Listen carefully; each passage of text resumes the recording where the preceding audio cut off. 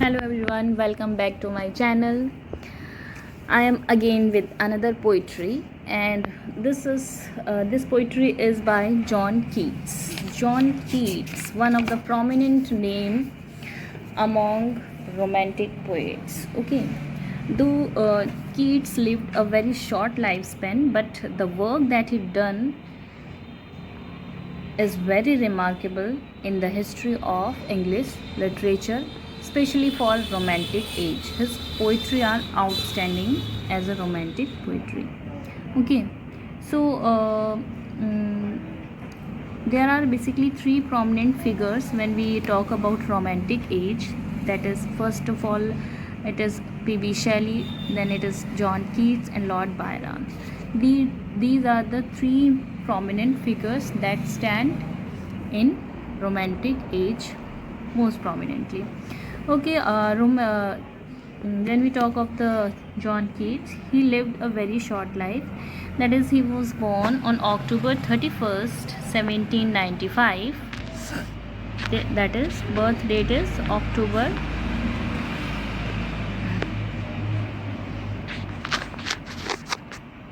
31st, 1795, and died on 23rd February 1821. Overall, he lived only for 23 years. Okay, this was his lifespan, but in his short lifespan, whatever he does, it was very remarkable.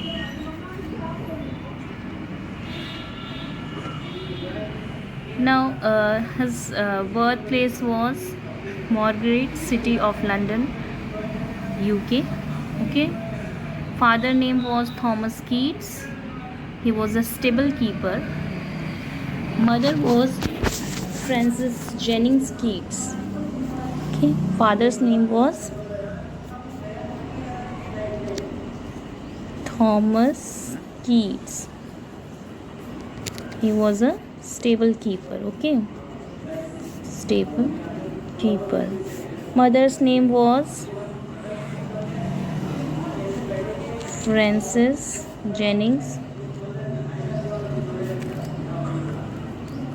Keats. Okay, and his beloved name was Fanny Brown. Okay, this much is about his. Shortly, I am telling about the poet, death, birth, father, mother. Now, next come over to the poetry. When we talk of the poetry, Ode to the Grecian Urn, this is an address. Ode मतलब होता है address करना, किसी को address करके कहना. तो इसमें ओड में क्या है, एक ग्रेशियन अर्न है जिसको पोएट एड्रेस करते हैं. एक अर्न क्या होता है, एक कलश होता है अर्न. ओके, उसको एड्रेस करके कहते हैं. एक अस्थि कलश कह सकते हैं जिसमें बोन्स रखी जाती हैं आफ्टर डेथ. तो एक ग्रीस का एक ग्रेशियन अर्न है, उसको वो एड्रेस करते हैं. ये पोइट्री सबसे पहले लिखी गई थी पब्लिश हुई थी 1819 में annuls of fine arts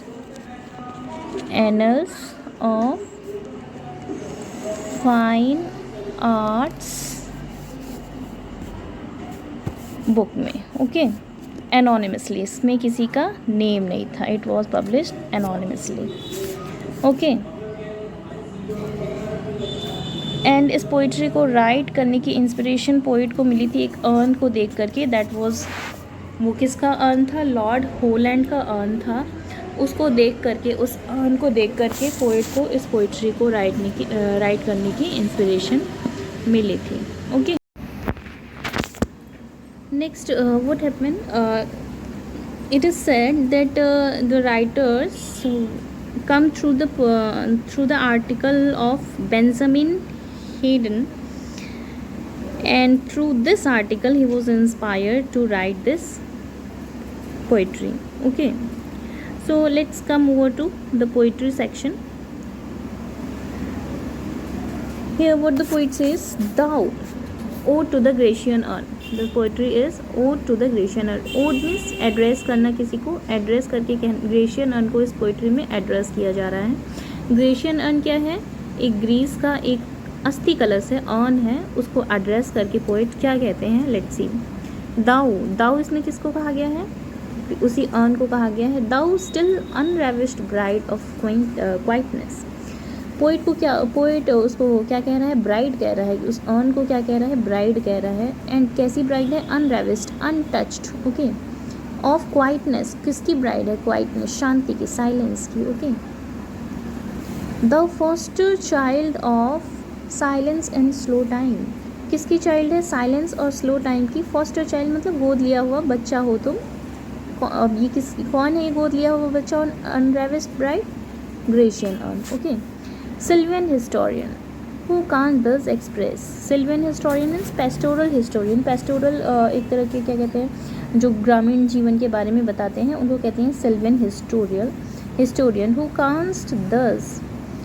कांट्स thus express a flowery tale more sweetly than our rhyme.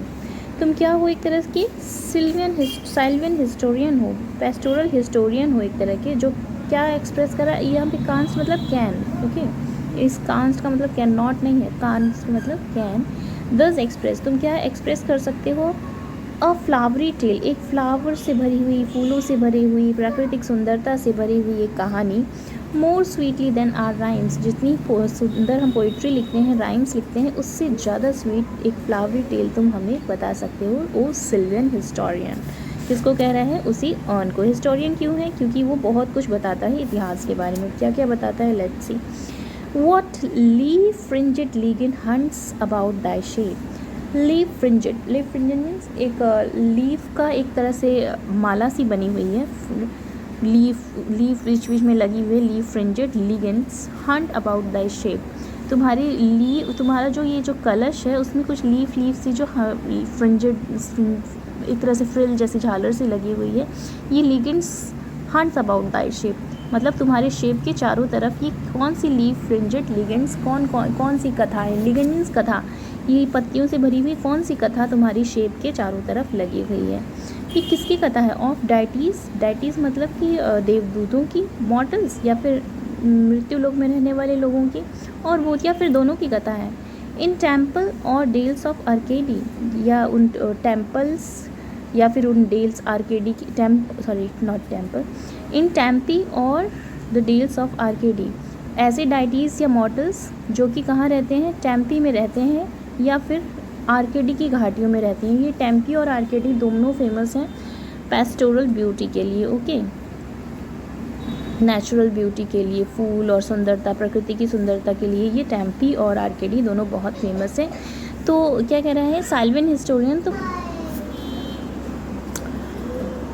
ये टेम्पी और डेल्स और आर्केडी जो हैं ये पेस्टोरल ब्यूटी के लिए फेमस हैं, okay. Next, what poet says, what man और गॉड्स आर दीज, ये किस तरह के मैन और गॉड्स हैं? उस जो ग्रेशियन अर्न है उस पर कुछ मैन और गॉड की कुछ फिगर एनक्रेव्ड हुई है, तो उसको कह रहे हैं व्हाट मेडियन डूथ, किस तरह की ये मेडियंस हैं? मेडियंस मीन्स गर्ल्स हैं, लूथ मीन्स हेट करना। ये मैन और गॉड जो इन मेडियंस के गर्ल्स के पीछे आ रहे हैं, तो ये maiden why they are loathing them, उनको हेट क्यों कर रहे हैं? व्हाट मैड परस्यूट, किस तरह का पागलपन का, परस्यूट मतलब किसी का पीछा करना, किस तरह से पागलपन के पागलों की तरह पीछे लगे हैं। व्हाट स्ट्रगल टू एस्केप, कि कैसी स्ट्रगल है बच भागने की, ओके। तो उसमें उस जो ग्रेशियन अर्न है उसमें कुछ इस तरह की पिक्चर है, सम मैन और god are there behind the maidens and they are loathing them, maidens जो गर्ल्स हैं वो उनको लूथ कर रही हैं, लूथ मीन्स हेट करना, ओके, हेट कर रही हैं कि ना आइए पीछे। They are pursuing them and there is a struggle, एक संघर्ष हो रहा है एस्केप, उनसे बच निकलने का। व्हाट पाइप्स एंड ट्रिम्बल्स, किस तरह के ये पाइप्स और टिम्ब्रल्स हैं? टिम्ब्रल्स एक तरह से म्यूजिकल इंस्ट्रूमेंट कह सकते हैं, पाइप्स और टिम्ब्रल्स। व्हाट वाइल्ड एक्सटेसी, किस तरह का जंगली पागलपन है? Ecstasy means kind of happiness which goes on to madness, okay, इस तरह की खुशी जो पागलपन तक पहुँच गई हो। व्हाट वाइल्ड एक्सटेसी, किस तरह की वाइल्ड एक्सटेसी है यहाँ पे? Heard melodies, in the next stanza what the poet is saying, heard melodies are sweet but those unheard are sweeter. ये बहुत ही अच्छी बात कर रहे हैं कि जो हर्ट मेलोडीज़ हैं, ऐसी मेलोडीज़, ऐसे सॉन्ग्स जो हमने सुने हैं that are sweet, but those are unheard, जो हमने सुने ही नहीं है, that seems to be more sweeter, कि हमें लगता है कि वो बहुत ज़्यादा अच्छे होंगे। मतलब जो देखा है वो तो अच्छा लगता है, ठीक है, बट जो नहीं देखा है we crave for that. Okay, therefore ये सॉफ्ट वाइब्स, इसीलिए ये सॉफ्ट वाइब, ये soft musical instruments play on, बजो, not to the sensual ear, कि इन सेंशुअल ईयर के लिए मत बजो, ये जो कान दिख रहे हैं इनके लिए मत बजो, बट मोर एंडियर, बट किसके लिए एंडियर हो जाओ, किसके लिए मधुर बन जाओ, pipe to the spirit ditties of no tone, किसके लिए एंडियर्ड हो जाओ, किसके लिए स्वीट बन जाओ, to the spirit, pipe to the spirit, हमारी जो स्पिरिट है, आत्मा है, उसके लिए बजो, डिटीज ऑफ नो टोन, जो मतलब किसी ऐसी टोन बजाओ कि वो किसी से मैच ना हो, और ये नोट मतलब सेंशुअल ईयर्स के लिए ना हो ये ट्यून, ये सिर्फ ये हमारे स्पिरिट के लिए बजो। फेयर यूथ, नेक्स्ट दूसरा कई सारी चीज़ों की इमेजेस वो आन पर पोएट देख रहे हैं और बोलते जा रहे हैं। ओके, फेयर यूथ, अब वहाँ पे एक फेयर यूथ, एक युवक, नवयुवक का फिगर एनक्रेव्ड है। बीनीथ द ट्री, पेड़ के नीचे, दाउ कांस्ट नॉट लीव, तुम नहीं जा सकते यहाँ से, तुम यहाँ से नहीं जा सकते। कांस्ट नॉ, दो नेगेटिव नहीं है, यहाँ पे सिर्फ एक ही है, कैन है, ये आर के एक फॉर्म है कैन को लिखने का। दाउ कांस्ट नॉट लीव, तुम यहाँ से जा नहीं सकते। Thy song nor ever can those trees be bare, तुम्हारा जो सॉन्ग है वो हमेशा बजता रहेगा, तुम यहाँ से कभी नहीं जाओगे। Nor ever can those trees be bare, और कभी भी ये जो ट्रीज़ जो दिख रहे हैं ये कभी खाली नहीं होंगे, ये हमेशा भरे रहेंगे। इससे तुम इसके नीचे ही रहोगे, और जो भी है, जो भी इस ट्री के आसपास है, that will be always there, the tree is not going to be bad. Bold lovers, और बोल्ड लवर्स उसको वहाँ पे दिख रहे हैं। नेवर नेवर कांस द किस, तुम कभी भी किस नहीं कर सकते हो। Do winning near the goal, हालांकि तुम लोग एक दूसरे के करीब आ रहे हो, येट डू नॉट ग्रीव, फिर दुखी मत हो, तुम किस नहीं कर पाओगे इस वजह से, यू शुड नॉट ग्रीव, दुखी मत हो।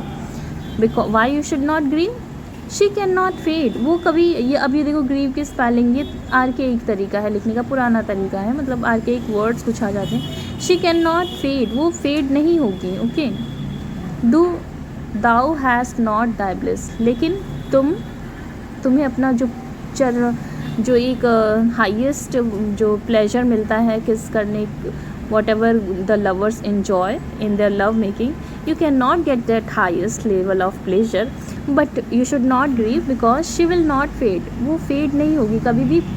She will not get fade means old कभी भी नहीं होगी। Thou has not thy bliss, लेकिन तुम अपना जो चरमोत्कर्ष वाला आनंद है वो नहीं ले पाओगे। Forever wilt thou love, तुम हमेशा एक दूसरे से प्रेम करोगे। And she will be fair, और वो हमेशा फेयर रहेगी, क्योंकि वो एक पिक्चर में है, तो कभी वो बूढ़े और ऐसा कुछ तो उनके साथ है नहीं, पिक्चर तो वैसे की वैसे ही रहेगी, कितने ही साल बीत जाएं। उसी बात को कहने के लिए एक ब्यूटीफुल वर्ड्स यूज़ किए हैं इन्होंने। A happy bough that can not shed, अब वो बाउट, फलों के बाउट गुच्छे लगे हुए हैं, उनको कह रहे हैं you are so happy boughs, okay, that can not shed, तुम कभी भी गिरोगे नहीं, झड़ोगे नहीं। Your leaves nor ever bid the spring adieu, और तुम्हारी जो लीव्स हैं वो कभी भी स्प्रिंग जो है, स्प्रिंग बसंत ऋतु है, उसको एड्यू मीन्स बाय बाय कहना। ओके, बाय बाय नहीं कहेंगी उसको, बिड एड्यू मीन्स बाय करना, किसी को अलविदा नहीं कहेंगी वो। They will always remain, leaves are always going to remain on the tree. Okay, next point, and happy melodist unwearied, और क्या कह रहे हैं, हैप्पी मेलोडियस्ट, और ये जो स्वीट म्यूजिशियन है अनवेरिड, वो कभी थकेगा नहीं, वेरी फील नहीं करेगा। For ever piping song for ever new, हमेशा वो बजाता रहेगा सॉन्ग्स, फॉर एवर न्यू हमेशा के लिए वो न्यू ही रहेगा। More happy love, the love that is over here in the engraved on the Grecian urn is more happy love, forever warm and still to be enjoyed। ये love कैसा है, हमेशा के लिए इसमें एक उत्साह रहेगा, गर्मी रहेगी, एंड हमेशा ऐसा लगेगा कि it is still to be enjoyed, और इन्जॉय करने लायक है। ये लव कभी भी सेटिस्फैक्शन पर नहीं पहुंचने वाला है, ये हमेशा ही वार्म रहेगा। Forever painting, painting means filled with emotions, okay. Wanting, painting मतलब कुछ चाहना, कुछ चाह रखना अपने अंदर, वांट। तो in love the love what the lover seek, they just want each other, okay. Forever wanting, उसमें क्या एक जो चाह है एक दूसरे के लिए वो बनी रहेगी, forever painting. And forever young, और हमेशा यंग रहेंगे, ऑलवेज बी यंग, कभी भी उनका यूथ जाने वाला नहीं है। All breathing human patience for ever, all breathing human passions for above that leaves the heart high, sorrowful and cloyed, a burning forehead and a perching tongue। अब ये human love को इस फॉरएवर वाले love से compare कर रहे हैं। ये क्या कहते हैं यहाँ पे कि फॉरएवर वार्म, ये तुम्हारा लव क्या है, ग्रेशियन अन के जो लवर्स है उनका लव फॉरएवर वार्म रहेगा, फॉरएवर पेंटिंग रहेगा, and forever they are going to be young. अब ह्यूमंस का क्या होता है, all breathing human passions far above, तुम कैसे रहोगे कि जो human being, sorry please avoid the background voice, all breathing human passions far above, और किसके फार अबव रहोगे, ऑल ब्रीदिंग ह्यूमन पैशंस के जो पूरी की पूरी ब्रीथिंग्स होती है, ह्यूमन के जो पैशंस होते हैं उससे कहीं ज़्यादा ऊपर हो। दैट लीव्स, ह्यूमन पैशन किस तरह का होता है, that leaves the heart high sorrowful, बाद में बड़ा ही दुखदाई होता है human passion. And cloyed means very, you can say sorrowful, एक तरह से दुखी हो जाना, okay. Unsatisfied, cloyed, okay. Suffering एक तरह से कह सकते हैं, cloyed means suffering is the best word, suffering, बाद में सफ़र करते हैं after consummation of the love. A burning forehead, there is a headache, and perching tongue, perch मतलब ड्राई, जीभ कैसी हो जाती है, सूख जाती है, ओके। ह्यूमन पैशन और ह्यूमन लव में यही सब होता है, but this is not going to happen with the lovers of the urn, okay.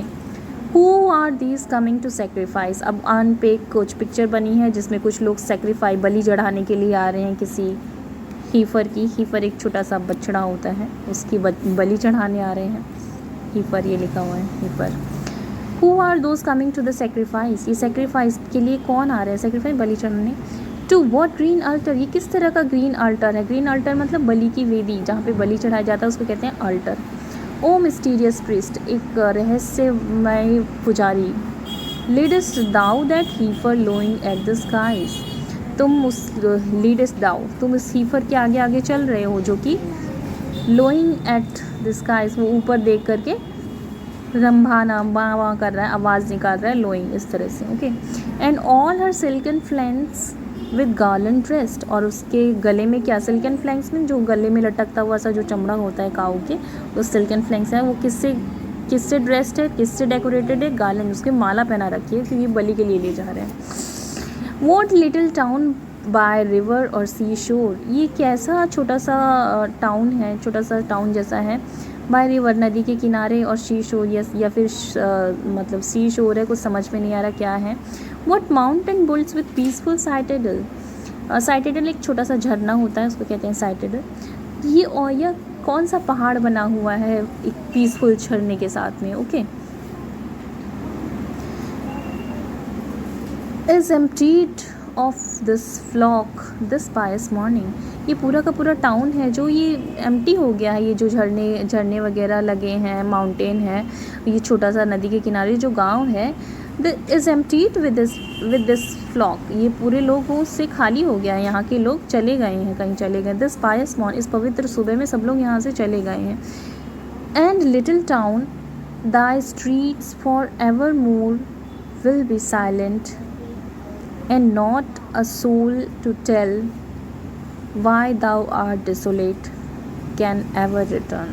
अब ये पोइट क्या कह रहे हैं, इन द लिटिल टाउन, और ये जो छोटा सा जो टाउन है, तुम्हारी स्ट्रीट जो है फॉर एवर विल साइलेंट, तुम्हारी हमेशा के लिए साइलेंट ही रहेंगी, शांत ही रहेंगी, क्योंकि जो पिक्चर में है वो वैसा के वैसा हमेशा ही रहने वाला है। And not a soul to tell, और यहाँ पे एक सोल, कोई भी इंसान, कोई भी व्यक्ति सोल आकर के ये नहीं कहेगी कि तुम डिसोलेट क्यों हो, deserted, desolate means alone, alone क्यों हो, can never return, can never return. अब ये पूरा कम्प्लीटली पोइट क्या दिखाना चाहते हैं कि जो ग्रेशियन अर्न पे है वो वैसा का वैसा forever, it is going to remain as it is forever, whatever it is, what it may be beauty, it may be tree, it may be nature, whatever, it's going to remain forever intact. Okay, next he will compare it with the human world.